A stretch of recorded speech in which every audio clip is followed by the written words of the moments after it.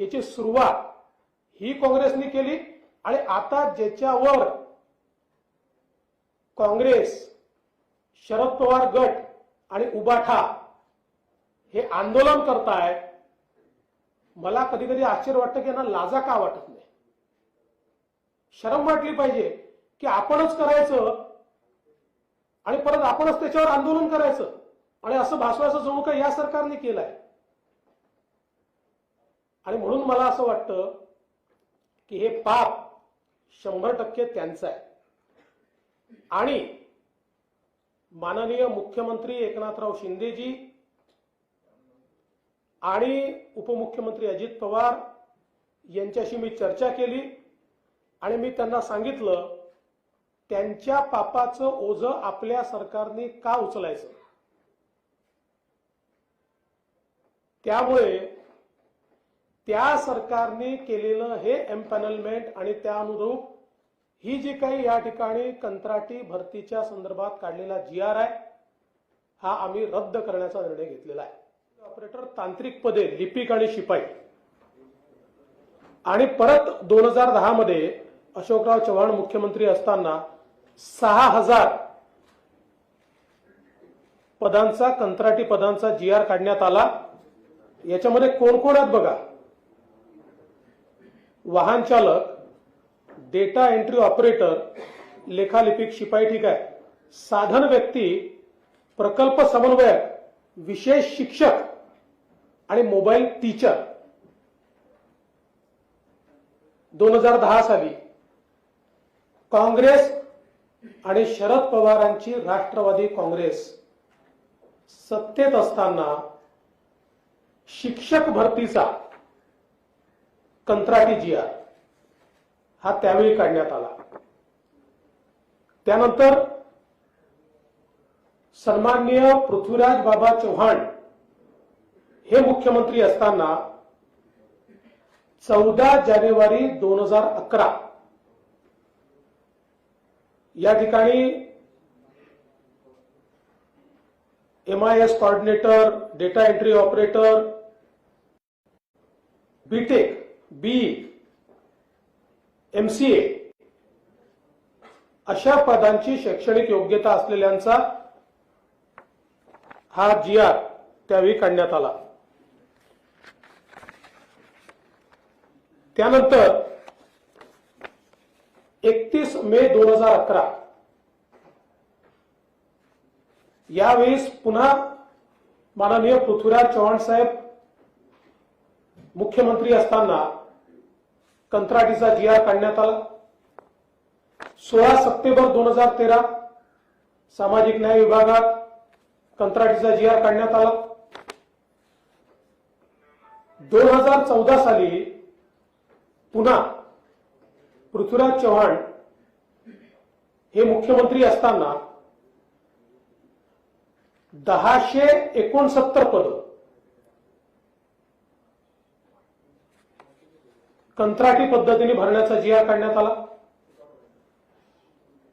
आणि हे जे काही फॅसिलिटी मॅनेजर्स आहेत हे तेव्हाच अपॉइंट करण्यात आले. आणि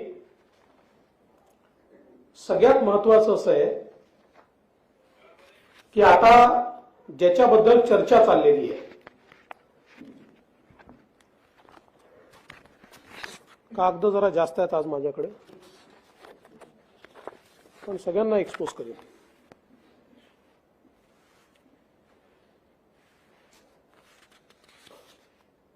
आता 1 सप्टेंबर 2021 कोण होतं मुख्यमंत्री? सन्माननीय उद्धव बाळासाहेब ठाकरे. 1 सप्टेंबर 2021 ला RFP ला सरकारची मान्यता मिळाली. 2 सप्टेंबर 2021 ला महाटेंडर पोर्टलवर RFP चा मसुदा प्रकाशित झाला. 9 सप्टेंबर 2021 रोजी निविदापूर्व बैठक घेण्यात आली. 31 जानेवारी 2022 निविदा दाखल करण्याची अंतिम मुदत. सगळीकडे मुख्यमंत्री कोण आहेत? उद्धवराव बाळासाहेब ठाकरे. आणि सरकारचे संरक्षक कोण आहेत? सन्माननीय शरदचंद्रजी पवार. 12 फेब्रुवारी 2022 टेक्निकल इव्हॅल्युएशन स्टेटमेंट पोर्टलवर, 8 एप्रिल 2022 व्यावसायिक निविदा उघडली. 25 एप्रिल 2022 एजन्सी सोबत वाटाघाटीची पहिली बैठक. 27 एप्रिल 2022 एजन्सी सोबत वाटाघाटीची दुसरी बैठक. 23 मे 2022 वित्त विभागाची मान्यता. पूर्ण कार्यकाळामध्ये या ठिकाणी आपण जर बघितलं तर कोण आहे आणि मग हे कुठल्या तोंडाने बोलतात? हा सन्माननीय उद्धव ठाकरे यांच्या सहीचा कागद आहे, फाईलचा आपल्याला दिला. कंत्राटी भरतीला मान्यता कोणी दिली? उद्धव बाळासाहेब ठाकरे यांच्या सरकारने, त्यांच्या सहीने, माननीय शरद पवार साहेबांच्या आशीर्वादाने या ठिकाणी ही मान्यता देण्यात आली. हा शासन निर्णय बघा, हे पत्र आहे, पत्र व्यवहार आहे. 15/6/2020 काय म्हटलंय? बाह्य यंत्रणेकडून काम करून घेण्यासाठी एजन्सी नियुक्त करण्याबाबत. 17 जुलै 2020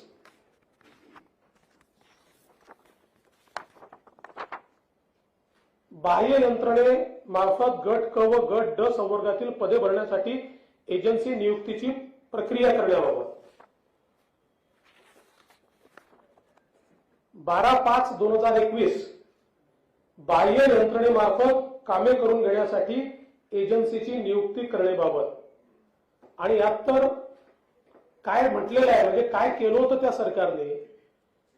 शासनाने एम्पॅनलमेंटचा कालावधी 10 वर्ष असावा व त्यामध्ये पुढील 5 वर्षासाठी मुदतवाढ देता येईल असे सूचित केले आहे.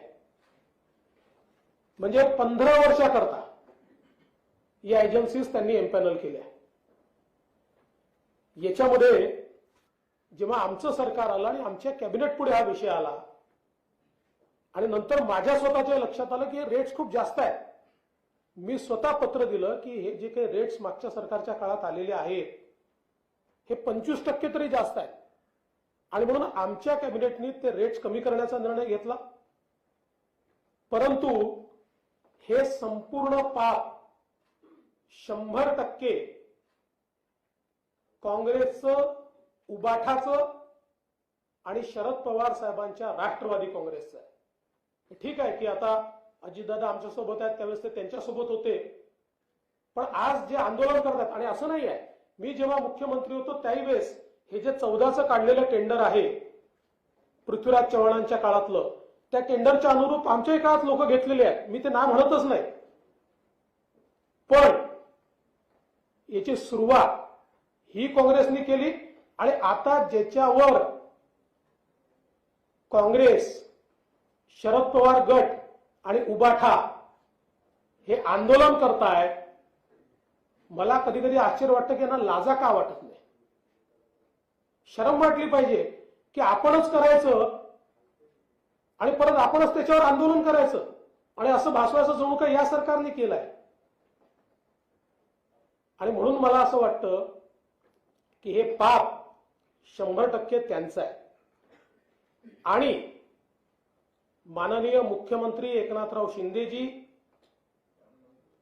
आणि उपमुख्यमंत्री अजित पवार यांच्याशी मी चर्चा केली आणि मी त्यांना सांगितलं त्यांच्या पापाचं ओझं आपल्या सरकारने का उचलायचं? त्यामुळे त्या सरकारने केलेलं हे एम्पॅनलमेंट आणि त्या अनुरूप ही जी काही या ठिकाणी कंत्राटी भरतीच्या संदर्भात काढलेला GR आहे हा आम्ही रद्द करण्याचा निर्णय घेतलेला आहे. कारण पाप त्यांनी करायचं, आमच्या माथ्यावर फोडायचं आणि त्यांनीच आंदोलन करायचं हे आम्हाला मान्य नाही. आणि माझं तर मत आहे की आता मी तर आपल्याला सहीचा कागदच दिलेला आहे, अप्रुव्हलच श्री उद्धव बाळासाहेब ठाकरे यांनी दिलेला आहे. मग आता माझा सवाल आहे की उबाठा, उद्धव बाळासाहेब ठाकरे यांची सेना, शरद पवार यांची राष्ट्रवादी आणि ज्यांनी याची सुरुवात केली ते काँग्रेस आता महाराष्ट्राची माफी मागणार आहेत का? युवकांची दिशाभूल केल्याबद्दल, स्वतःचं पाप दुसऱ्याच्या माथी मारल्याबद्दल त्यांनी माफी मागितली पाहिजे आणि ते माफी मागणार नसतील तर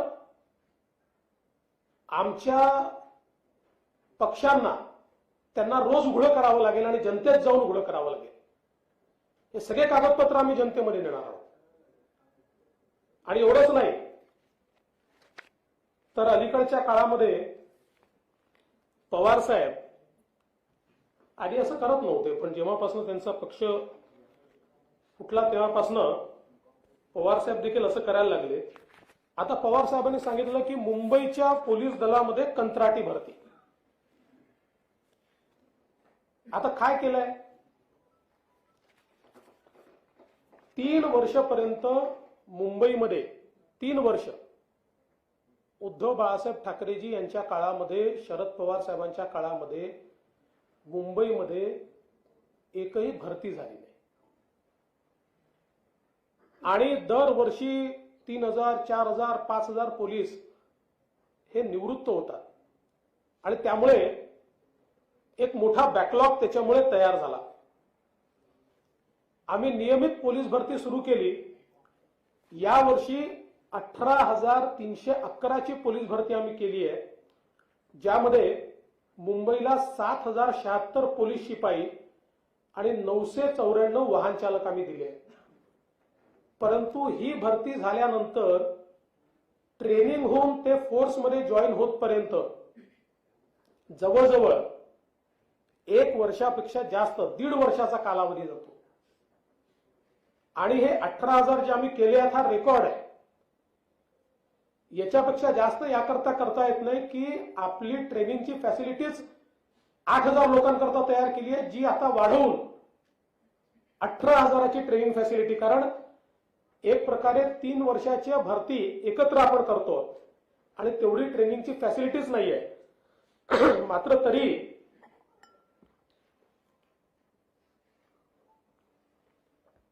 ही ट्रेनिंगची फॅसिलिटी आम्ही त्या ठिकाणी तयार केली. मात्र मुंबई ही वल्नरेबल आहे.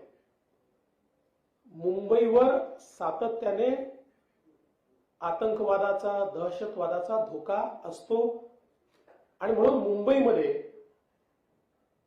7,000, 10,000, 12,000 पोलीस कमी उद्या एखादी घटना घडली तर हे सांगता येत नाही की आम्ही पोलिसांची भरती केली नाही म्हणून घटना घडली. आणि म्हणून काय निर्णय केला तर जोपर्यंत हे ट्रेनिंगवरनं येत नाही तोपर्यंत महाराष्ट्र सरकारने स्वतः तयार केलेले महाराष्ट्र राज्य सुरक्षा महामंडळ, आणि आपल्याला कल्पना असेल की महाराष्ट्र राज्य सुरक्षा महामंडळ सुरू करताना त्याच्या मागची भूमिका काय होती? पोलीस भरतीमध्ये समजा 7-8 हजार जागा असतील, एलिजिबल 50,000 लोक येतात.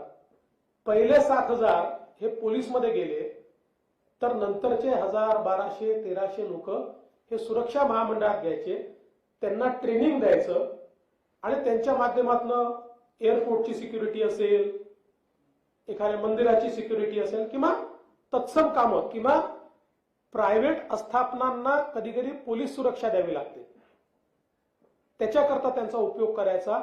याकरता शासनाने महामंडळ तयार केलं.